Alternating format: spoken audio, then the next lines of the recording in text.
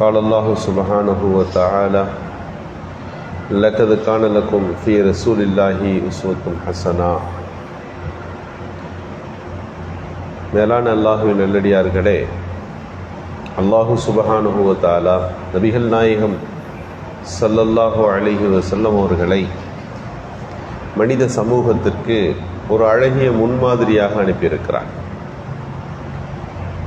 முன்மாதிரி என்றால் வாழ்வின் எல்லா துறைக்கும் நபிகள் ஸல்லல்லாஹு அலைஹி வஸல்லம் அவர்கள் முன்மாதிரியாக இருந்தார்கள்.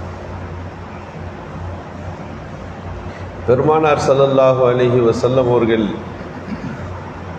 மனித சமூகத்தை வெற்றி கொண்டதற்கு காரணம் அவர்களிடம் இருந்த பல்வேறு முன்மாதிரியான விஷயங்கள் தான். ஒரு மனிதன் எப்படி வாழ வேண்டும் என்பதற்கு எத்தனை விதங்களில் வழிகாட்ட முடியுமோ அத்தனை விதங்களிலும் நபிகள் ஸல்லல்லாஹு அலைஹி வஸல்லம் அவர்கள் வழிகாட்டினார்கள். பெருமானாரை சுற்றி எப்போதும் ஒரு கூட்டம் இருந்து கொண்டே இருந்தது. என்ன காரணம்? அல்லாஹ் சொல்லுகிறான், நீங்கள் மென்மையான குணமுள்ளவராக இருந்தீர்கள் என்று சொல்லுகிறார். லின்தலஹும், அவர்களோடு நீங்கள் மென்மை குணத்தோடு நீங்கள் நடந்து கொண்டீர்கள், எனவே உங்களை சுற்றி ஒரு கூட்டம் இருந்து கொண்டே இருந்தது. அப்போ ரசூலுல்லாஹி ஸல்லல்லாஹு அலைஹி வஸல்லம் அவர்கள் இவ்வளவு பெரிய தொண்டர்களை, அவர்கள் ஆதரவாளர்களை லட்சக்கணக்கில் பெற்று அவர்கள் வாழ்ந்தார்கள் என்பதற்கு பின்னணியில் அவர்களுடைய அந்த மென்மை குணத்தை அல்லாஹ் இங்கே எடுத்து காட்டுகிறார். ரசூலுல்லாஹ் ஒழு செஞ்சாங்கன்னு சொன்னாக்கா தெரியத்தின் காரணமாக பெருமானார் ஒழு செய்து அவர்களுடைய உடலிலிருந்து கீழே அந்த தண்ணீர் கீழே விழுவதற்கு முன்பாக அந்த சஹாபிகள் அதை பிடித்து தங்கள் முகங்களிலே தேய்த்து கொள்வார்களாம். அந்த அளவுக்கு ரசூலுல்லாஹோடு சேர்ந்திருந்தாங்க. நீங்கள் கடும் சித்தம் உள்ளவராக இருந்திருந்தால் என் ஃபந்து மின் ஹவுலிக், உங்களை விட்டு அவர்கள் எத்தனை பேரும் விரண்டு ஓடி இருப்பார்கள். நீங்கள் அல்லாஹ்வுடைய பேர் உதவி மென்மையான குணமுள்ளவராக இருந்தீர்கள் என்று அல்லாஹ் ரசூலுல்லாவை பாராட்டுகிறார். இந்த குணம்தான் அவர்களிடத்தில் சிறந்ததொரு குணமாக இருந்தது. பெருமானார் ஸல்லல்லாஹு அலைஹி வஸல்லம் அவர்கள் சஹாபிகளுக்கு சொல்லுகின்ற போதெல்லாம் இப்படி சொல்லுவார்கள், லா தக்லிப், கோவப்படாதீர்கள். அர்ரிஃப்கு இன்ஜி, மென்மை எப்போதும் வெற்றி தரும். எப்போதும் வேகமும் கோபமும் கொண்டிருந்த அந்த அரபு மக்களுக்கு மத்தியிலே நபிகள் ஸல்லல்லாஹு அலைஹி வஸல்லம் அவர்கள் குணம் விஷயத்திலே மிகச்சிறந்த ஒரு முன்மாதிரியாக இருந்தார்கள். விரண்டோடுகிற ஒட்டகம் ஒன்று, அதை துரத்தி கொண்டே போகிறார்கள், அதுவும் விரண்டோடுகிறது. என்னுடைய பணி எப்படி என்றால், அதில் ஒருவர் மட்டும் அதை மெல்லமாக, அதை மென்மையாக அணுகுகிறார். அதனுடைய முகத்தை தடவி கொடுத்து அதை கையில் கொண்டு வந்து சேர்க்கிறார். இதுதான் எனக்கும் உங்களுக்குமான வித்தியாசம் என்று ஸல்லல்லாஹு அலைஹி வஸல்லம் அவர்கள் தங்களுடைய அந்த பண்புகளை விளக்கினார்கள். கோபப்படாத என்று சஹாபிகளுக்கு போதிப்பதும், நடுநிலையோடு நடந்து கொள்ளுங்கள் என்று சொல்லுவதும், எப்போதும் மென்மையிலே நீங்கள் இருங்கள் என்று சொல்லுவதும் வெறும் போதனை அல்ல, ரசூலுல்லாவுடைய இயல்பான பண்பும் அப்படித்தான் இருந்தது.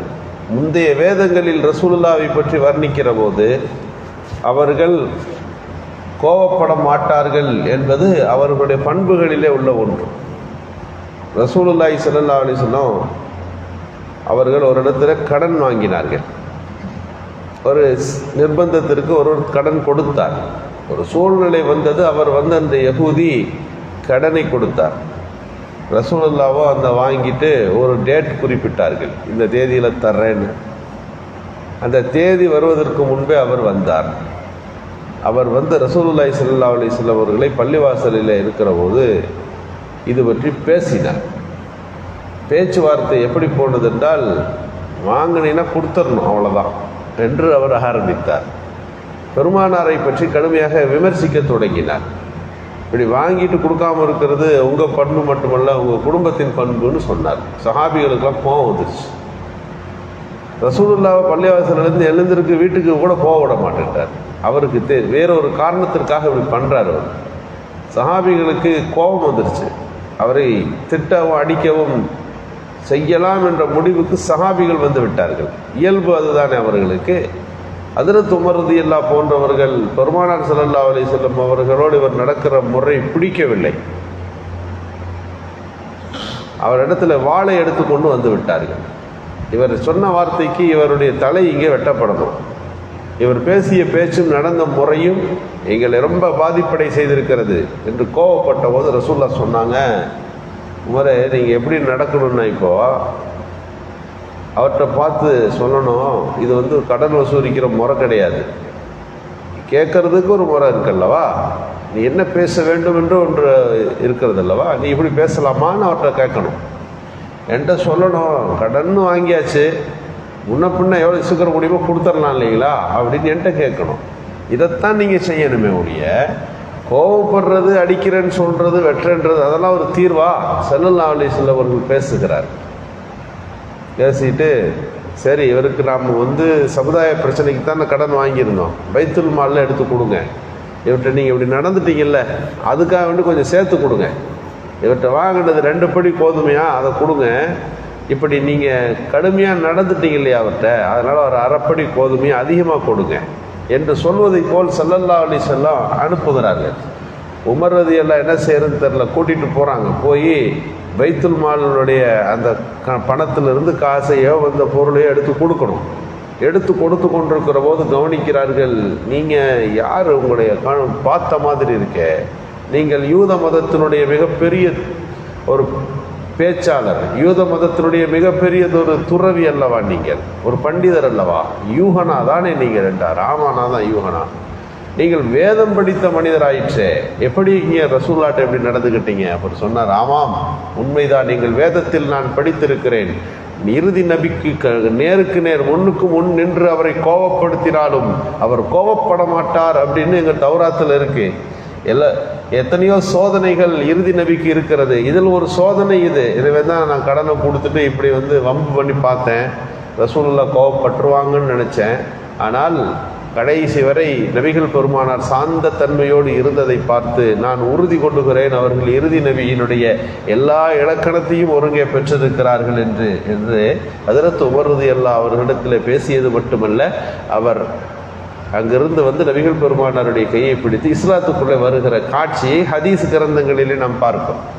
இப்போ ரசூலுல்லாஹி ஸல்லல்லாஹு அலைஹி வஸல்லம் அவர்களுடைய முன்மாதிரி எதில் என்றால், இன்றைக்கு முஸ்லீம்களுக்கு உலகத்துக்கு முக்கியமான தேவை மென்மையான பண்பு, அழகிய நடைமுறை, மனிதர்களை மதித்து வாழுகிற ஒரு சிறந்த ஒரு மனப்போங்கு பாங்கு, இது இன்றைக்கு தேவை.